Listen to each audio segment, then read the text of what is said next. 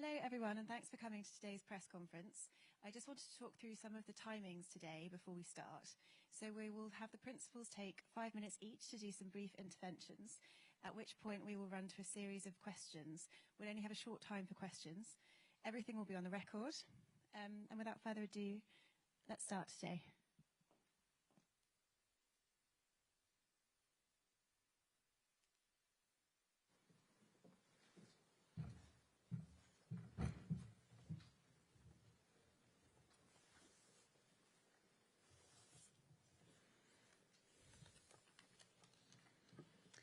Good afternoon. Welcome to the British Embassy in Warsaw. It's good to have the opportunity to hear from my friend and colleague, Dmytro Kuleba, the Ukrainian Foreign Minister, at what is an extremely difficult time. What we have seen on the streets of Irpin and Bucha are scenes that we will never forget. We have seen butchery, evidence of rape and sexual violence, as well as the indiscriminate killing of civilians. We will ensure that the perpetrators are brought to justice for these barbaric crimes. And together with our allies, we will step up our efforts to stop Putin's appalling war. 3 weeks ago, the UK led 41 states to refer these atrocities to the International Criminal Court. We're providing additional funding to the ICC. The UK military and police are providing technical assistance to the investigations, and the Metropolitan Police War Crimes Unit have commenced the collection of evidence.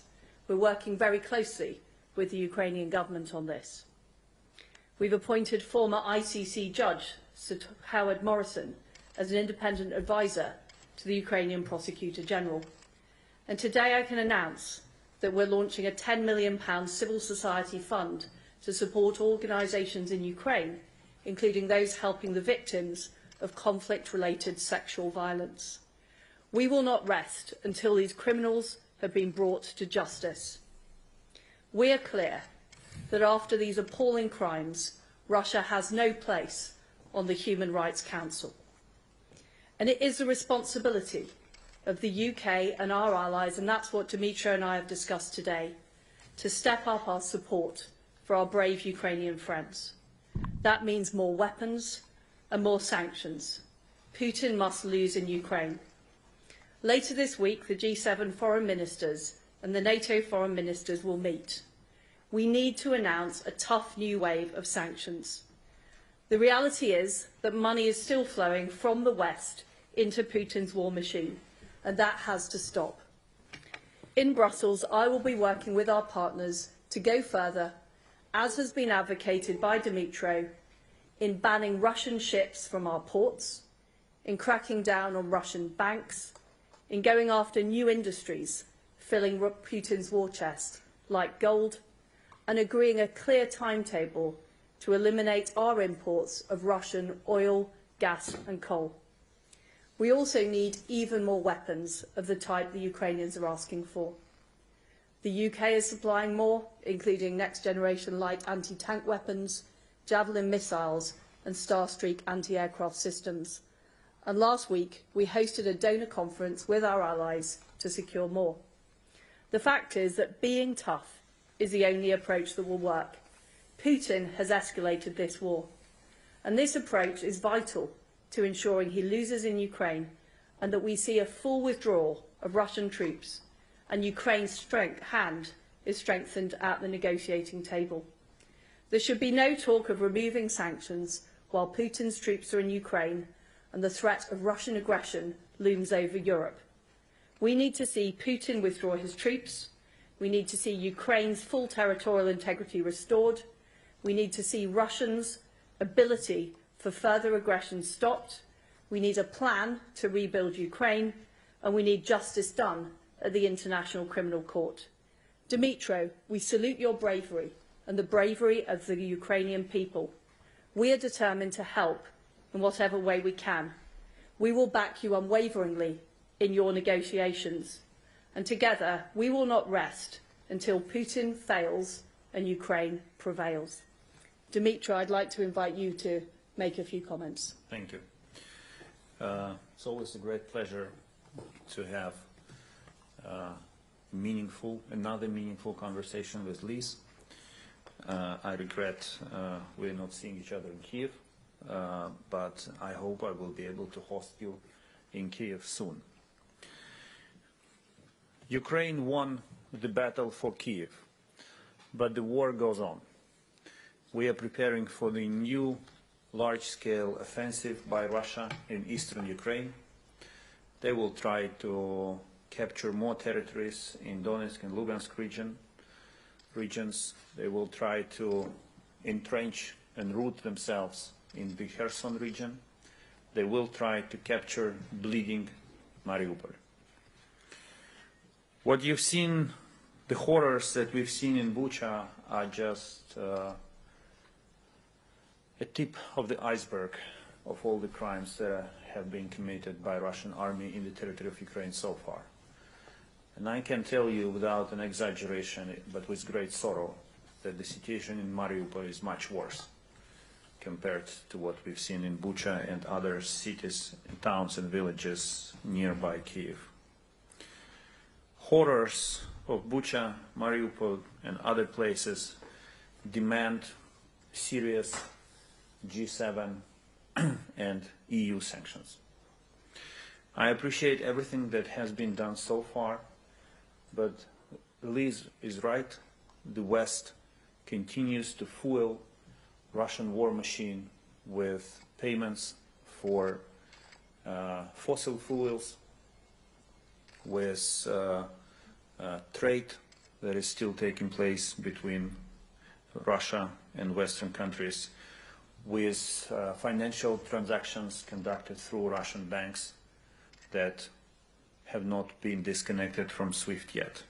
And when we discuss the sanctions that must be imposed on Russia without any delay, actually we have the same speaking points with Liz, and I appreciate that the fact that Ukraine and the United Kingdom are aligned on this issue too. Half measures are not enough anymore. I demand from our partners, on behalf of the victims of Bucha and the people of Ukraine, to take the most severe sanctions against Russia this week. This is not the request of Ukraine's foreign minister. This is the plea of the victims of rape, torture and killings, their relatives and the entire Ukrainian nation. I have heard thousands of arguments why this or that sanction cannot be imposed against Russia. It's time to put all hesitation, reluctance, business-wise arguments aside and think about human sufferings and the need to stop the Russian war machine until it kills and destroys more on its way. I invite foreign representatives, my colleagues, those who still have doubts whether to disconnect Russian banks from SWIFT or to continue buying Russian gas, oil and coal, or to receive Russian vessels in ports and process products either sold to Russia or bought from Russia. I invite all of them to visit Bucha without any delay, to visit a small village and stand in front of the mass grave, to see the bodies of dead Ukrainian women who had been raped before being killed and whom the Russians tried to set on fire to hide the traces of their crimes. And I do this address to all foreign ministers who will be meeting this week at NATO, at the European Union, at the G7 ministerial. If you have doubts, reluctance, or arguments about the need to keep doing business with Russia, go to Bucha first, and then talk to me. The same goes for weapons. There have been some hesitations and reluctance to provide Ukraine with all weapons that we are asking for. The same approach should be applied to the issue of weapons. The more weapons we have, the sooner we will be able to win this war and to prevent Russia from committing more crimes. I appreciate the United Kingdom's readiness to work closely with Ukraine on the investigation of the committed war crimes and to bringing perpetrators and their commanders to account. International justice takes time, but we will be focused on making sure that they pay the price for what they have done to the people of Ukraine. After everything we've seen, I believe I would like to echo what Liz said and also demand the expulsion of Russia from the Human Rights Council. Ukraine has been raising this issue before. We now insist that this must be done immediately. Finally, I would like to say that 2 points. We discussed how Ukraine, United Kingdom and Poland can further build up our relations in the trilateral format that we created shortly before the aggression. This last month demonstrated that Poland, Ukraine and the United Kingdom are the closest friends and they can do a lot together. And I see that there is a political will in both London and Warsaw to do more. And finally, I would like to thank Liz and the entire UK government and the people of the United Kingdom to everything that you have done so far and your resolve not to stop until Ukraine wins and justice prevails. Because the victory of Ukraine will be the victory of justice in Europe and in the world. Thank you. We'll take a few questions now, and the first one goes to BBC Adam Easton. Thank you. The sanctions imposed so far have not stopped Russia from committing awful acts. You mentioned some of the things that you're proposing, barring Russian ships from ports, the UK from stopping buying Russian energy. Can you give us some detail or a date specifically of when you would like to introduce that? And can you realistically get other European countries to agree to the sanctions, such as barring Sberbank, Gazprom Bank from SWIFT, that, you know, those sanctions, tougher sanctions that you would like to impose, are you realistically confident you can get the agreement on that? We have shown a unified approach so far. We've done 4 waves of sanctions. We have crippled the Russian economy. We've sent it back 15 years. But I'm very clear we need to do more. We need to do more on oil and gas, which are key to funding Russia's war machine. We've agreed that the United Kingdom will end our imports of oil by the end of this year. We are in discussions with other countries about a timetable for gas, oil and coal. And it is only by cutting off the entire supply to the Western world that we will see the revenues go down from Putin's war machine. On the subject of the port ban, that is something the UK has already done. We would like to see others do the same.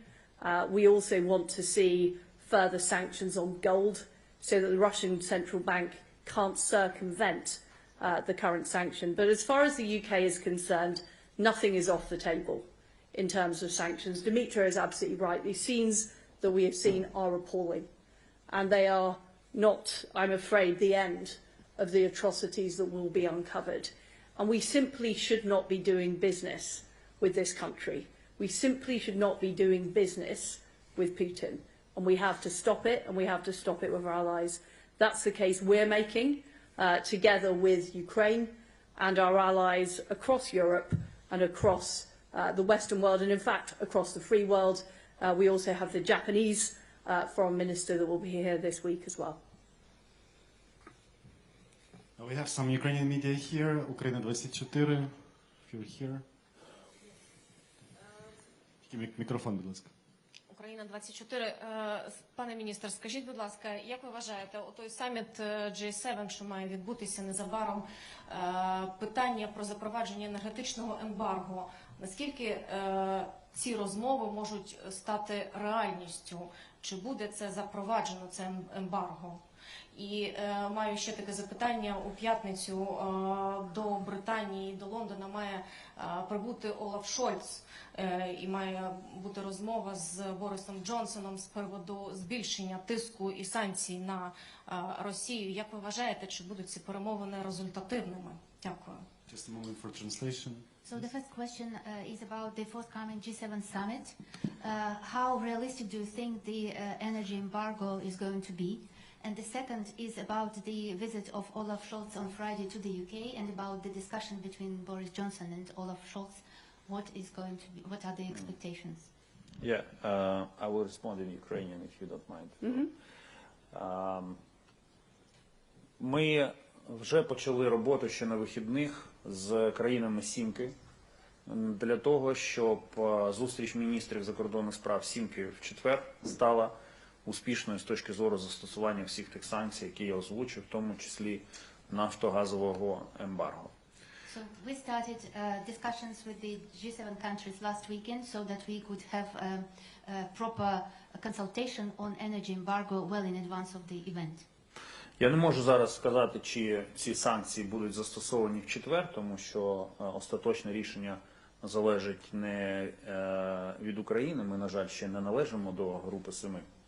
I cannot say for sure that this embargo will come into force straight away on Thursday, because unfortunately Ukraine is not one of the G7 countries. Not yet. Not yet. Але я хочу повторити українською те, що я говорив англійською. Я знаю, що у деяких країн, які належать до групи 7, все ще є сумніви щодо доцільності застосування тих чи інших санкцій. So I'm going to say again in Ukrainian what I just said a couple of minutes ago in English, that in some G7 member states there are still doubts about the use of these sanctions and embargo. Тому я запрошую цих колег, у мене особисті з ними дуже добрі стосунки, але я запрошую їх відвідати до міністерської своєї зустрічі в четвер Бучу і розвіяти будь-які сумніви. So I'm going to invite these colleagues before the summit to Bucha, so that any doubts could be eliminated. Не в усіх, в кожній країні рішення не залежить лише від міністра закордонних справ, тому я пропоную цим колегам взяти також будь-кого з їхніх урядів, з тих, хто сумнівається, і також відвідати Бучу.